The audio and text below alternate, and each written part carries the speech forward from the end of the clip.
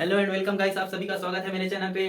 आज हम फिर से एक नई वैकेंसी के बारे में बात करने वाले हैं जो बहुत बड़ा धमाका होने वाला है, जो बहुत बड़ी वैकेंसी निकल के आ रही दोस्तों, जो सेंट्रल गवर्नमेंट का बहुत ही बड़ा वैकेंसी है। एसएससी जीडी के बाद अगर सबसे बड़ा पोस्ट होने वाला है तो यही वाला सीआरपीएफ का पोस्ट है। चलिए बात करते हैं इनके बारे में कि इनकी कितना पोस्ट है, एलिजिबिलिटी कंडीशन क्या होना चाहिए, एज क्या होना चाहिए, सिलेक्शन प्रोसेस क्या है, फिजिकल क्या क्या रखा गया है, क्या क्या मांगा गया है, इन सभी के बारे में हम बात करेंगे। बहुत ही डिटेल से बात करेंगे, छोटे छोटे बातों को लेकर हम बात करने वाले हैं। चलिए देखते हैं इस वैकेंसी का नाम क्या होने वाला है।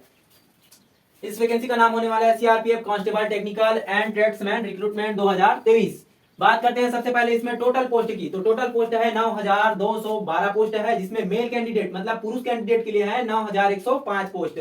फिर बात करते हैं फीमेल, फीमेल मतलब महिलाओं के लिए भी इसमें पोस्ट है 107 पोस्ट है। अप्लाई डेट की बात करें, मतलब अप्लाई डेट मतलब आपका फॉर्म फिलअप होना स्टार्ट हो जाएगा 27 मार्च 2023 से आपका फॉर्म फिलअप होना स्टार्ट हो जाएगा। जब आप 27 मार्च से आप अपना फॉर्म फिलअप कर पाएंगे। इसमें लास्ट डेट की बात करते हैं तो 25 मार्च 2023 है। लास्ट डेट का इंतजार मत कीजिए, क्योंकि लास्ट डेट में server problem, network problem and other issues आते रहते हैं। तो आप अपना फॉर्म 25 अप्रैल से पहले फॉर्म फिलअप कर दीजिएगा, ठीक है। फिर बात करते हैं फी की। फी मतलब होता है application fee. Application fee general, OBC, EWS को लगने वाला है 100 रुपीज चार्ज है। उसके बाद एससी, एसटी, ईएसएम और फीमेल को लगने वाला है नील, मतलब एक भी रुपए आपको चार्ज पे नहीं करना होगा इन फॉर्म को अप्लाई करने के लिए। ईएसएम मतलब होता है ex service man. Age count की बात करें तो एज काउंट इसमें होने वाला है 1 अगस्त 2023 से 23 को आपका एज 18 साल होना चाहिए आपको, तब आप इस फॉर्म को आप अप्लाई कर पाएंगे। फिर बात करते हैं age for driver post. Age for driver post, अगर आप ड्राइवर पोस्ट के लिए अप्लाई करना चाहते हैं और आप जनरल से हैं तो आपका एज 21 से 27 साल होना चाहिए। और age for other post, other जो जितना भी पोस्ट है उनके लिए आपका एज होना चाहिए 18 से 23 साल। इसमें भी आपको एज रिलैक्सेशन मिलने वाला है। मतलब एज रिलैक्सेशन मतलब होता है आयु सीमा में आपको छूट मिलने वाला है। जैसे आप ओबीसी कैंडिडेट हैं, अगर ओबीसी से आप बिलोंग करते हैं तो आपको 3 साल का छूट मिलने वाला है। जैसे हाईएस्ट एज है आपका 27 साल, 27 प्लस 3 तो 27 प्लस 3 हो जाएगा आपका 30 साल। और आप ड्राइवर से पोस्ट करने चाहते हैं तो आपका एज है 30 ईयर है, तो आप इस पोस्ट के लिए एलिजिबल होंगे। उसी तरह से एससी एसटी से आप बिलोंग करते हैं तो आपको 5 साल का छूट मिलने वाले हैं। अगर आपका 27 है और 27 और 5 हो जाएगा आपका 32 ईयर हो जाएगा आपका, तो आप 32 ईयर के हैं तो आप इस फॉर्म को अप्लाई कर पाएंगे। और जिनका जन्म 1 अगस्त, ये जनरल के लिए बता रहा हूं मैं, जनरल के लिए जिनका जन्म 1 अगस्त 1996 से 1 अगस्त 2002 के बीच हुआ है वो ड्राइवर के लिए अप्लाई कर पाएंगे, जिनका ये जनरल के लिए है। और 2 अगस्त 2000 से 1 अगस्त 2005 तक जिनका जन्म हुआ है, जो जनरल से बिलोंग करते हैं, वो उनका डेट है ये जन्म डेट 2/8/2000 से 1/8/2005 तक के जो जिनका जन्म हुआ है वो इस फॉर्म को अप्लाई कर पाएंगे। और जो जनरल से बिलोंग करते हैं, एडमिट कार्ड, इन फॉर्म को अप्लाई करने के बाद आपका जो एडमिट कार्ड आने वाला है वो कब से आना स्टार्ट हो जाएगा, जो सीआरपीएफ के साइट पे एडमिट कार्ड आपका डाउनलोड होना स्टार्ट हो जाएगा 20 जून से लेकर 25 जून तक आपका एडमिट कार्ड डाउनलोड होना स्टार्ट हो जाएगा 2023 25 जून 20 से 25 जून 2023 के बीच में। एग्जाम डेट की बात करें तो ये एग्जाम डेट रखा गया है इसमें 1 जुलाई से लेकर 13 जुलाई तक का आपका एग्जाम होने वाला है, जो टेंटेटिव डेट रखा है, मतलब संभावित तिथि है आपका। लेकिन इतना कंफर्म है कि आपका एग्जाम होगा वो जुलाई में खत्म हो जाएगा, या तो 1 जुलाई से अगर जैसे कुछ कारण से लेट हो जाता है तो आपका कम से कम जुलाई में 30 तारीख तक कंप्लीट हो ही जाएगा आपका एग्जाम। फिर पे स्केल की बात करें, पे स्केल मतलब पेमेंट, लेवल 3 का आपका पेमेंट होने वाला है। लेवल 3 मतलब होगा आपका जो पेमेंट होने वाला है 21,700 से लेकर 69,100 रुपए तक। और स्टार्टिंग सैलरी की बात करें तो कम से कम आपको स्टार्टिंग सैलरी मिलने वाला है 25,000 रुपए आपका स्टार्टिंग सैलरी होने वाला है, कम से कम, क्योंकि उसमें TA, DA, HRA, other allowance और मिलता ही आपको। चलिए बात करते हैं पोस्ट नेम, पोस्ट और एलिजिबिलिटी कंडीशन की। तो पोस्ट नेम होने वाला है मोची के लिए टोटल पोस्ट है 151 पोस्ट है। इसमें टोटल पोस्ट है 151 post.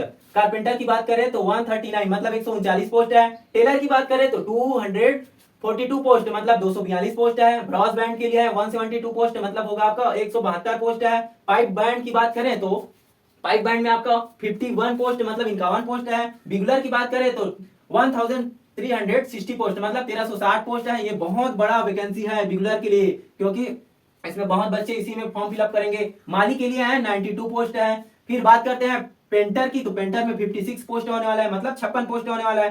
Cook and water career, ये भी बहुत बड़ा वैकेंसी है, बहुत बड़ा पोस्ट है आपके दृष्टिकोण से, क्योंकि इसमें 2475 पोस्ट है, मतलब 2475 पोस्ट है। बहुत ही बड़ा पोस्ट होने वाला है, इसमें बच्चे बहुत फॉर्म अप्लाई करेंगे। धोबी के लिए 406 पोस्ट है, बार्बर एंड हेयर ड्रेसर के लिए 304 पोस्ट है, मतलब 304 पोस्ट है। सफाई कर्मचारी के लिए 824 पोस्ट है।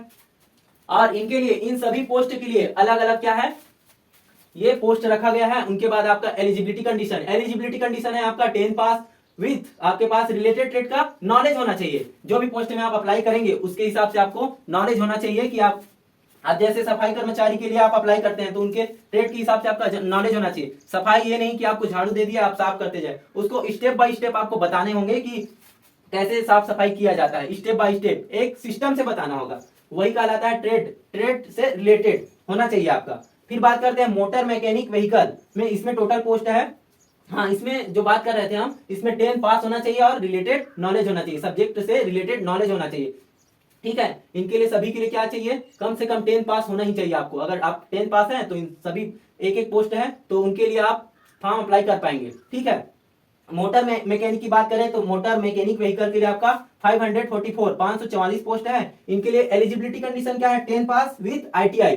आपके पास अगर 10 पास हो और ITI का सर्टिफिकेट है आपके पास तो बिल्कुल आप इसके लिए एलिजिबल हैं। और अगर आपके पास नहीं है, ITI सर्टिफिकेट नहीं है आपके पास, तो आप इस फॉर्म को अप्लाई मत कीजिए क्योंकि बाद में आप रिजेक्ट हो जाएंगे। उसी प्रकार है ड्राइवर के लिए 2372 पोस्ट है, जिसमें आपका 10 पास होना आपको जरूरी है। उसके साथ आपको HMV मतलब होता है हैवी मोटर व्हीकल का ड्राइविंग लाइसेंस आपके पास होना जरूरी है। अगर आपके पास हैवी मोटर व्हीकल का आपका ड्राइविंग लाइसेंस नहीं है तो आप इस फॉर्म के लिए एलिजिबल नहीं है। अगर आप फॉर्म अप्लाई भी कर देंगे तो बाद में आपको रिजेक्ट कर दिया जाएगा, क्योंकि जब इसके बाद आगे और प्रोसीजर है तो उसमें आपसे सब डॉक्यूमेंट आपसे लिए जाएंगे। ठीक है, बात करते हैं सिलेक्शन प्रोसेस की। सिलेक्शन प्रोसेस क्या क्या होने वाला है। सिलेक्शन प्रोसेस में सबसे पहले होगा रिटन टेस्ट, फिर फिजिकल होगा, फिजिकल के बाद ट्रेड टेस्ट होगा, फिर डॉक्यूमेंट वेरिफिकेशन, फिर मेडिकल टेस्ट।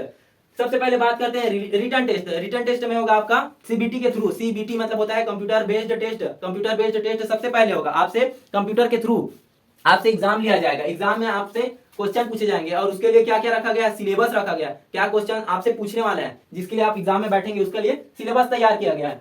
तो सबसे पहले है जीके और जीएस। जीके मतलब होता है जनरल नॉलेज और जीएस मतलब होता है जनरल साइंस। तो जीके और जीएस से टोटल क्वेश्चन होंगे 25 क्वेश्चन होंगे और 25 मार्क्स के होंगे, मतलब 25 नंबर के होंगे। उसी प्रकार है रीजनिंग के लिए, 25 क्वेश्चन होंगे और 25 मार्क्स होंगे, 25 नंबर के होंगे। उसी प्रकार मैथ्स का होगा आपका 25 क्वेश्चन होगा, 25 क्वेश्चन होंगे, 25 मार्क्स के होंगे। उसी प्रकार हिंदी और इंग्लिश दो सब्जेक्ट हैं जिसमें आपको चूज करना है, आपको पसंद करना है कि आपको कौन सा सब्जेक्ट ठीक लगता है। जैसे हिंदी से आप दोनों सब्जेक्ट में से एक सब्जेक्ट आप चुनेंगे और उसी का 25 क्वेश्चन मिलेगा और 25 नंबर का रहेगा। टोटल क्वेश्चन होगा आपका 100 क्वेश्चन, 100 मार्क्स का होने वाला है। इसके लिए क्या मिलेगा आपको 2 आवर मतलब 120 मिनट, 2 घंटे में आपको 100 क्वेश्चन बनाने होंगे।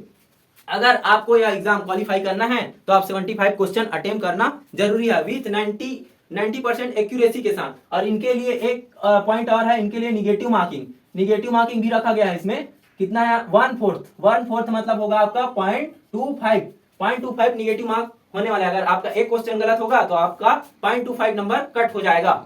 उसी तरह 4 क्वेश्चन आपसे गलत होंगे तो 1 नंबर आपका काट लिया जाएगा। फिर बात आता है फिजिकल की। पहला पढ़े थे हमने रिटर्न के बाद आएगा आपका फिजिकल में क्या होगा, फिजिकल ये दो है, जैसे मेल और फीमेल। तो मेल के लिए हाइट क्या रखा गया है, हाइट 170 सेंटीमीटर। जैसे आप जनरल OBC से बिलोंग करते हैं तो आपका हाइट होना चाहिए 170 मीटर, और ST से अगर बिलोंग करते हैं और आप मेल हैं तो 162.5 सेंटीमीटर आपका हाइट होना चाहिए। उसी प्रकार फीमेल से आप हैं, फीमेल से बिलोंग करते हैं और आपका हाइट 150 सेंटीमीटर होना चाहिए। उसी प्रकार है ST की, तो ST की बात करें तो इसमें है 150 सेंटीमीटर आपका हाइट होना चाहिए। चेस्ट की बात करें तो चेस्ट आप जैसे फीमेल कैंडिडेट हैं तो 80 सेंटीमीटर होना चाहिए। 80 सेंटीमीटर जो होगा आपका नॉर्मल होगा। उसके बाद जो 5 सेंटीमीटर है उसमें आपको सीना एक्सपांड करना होगा।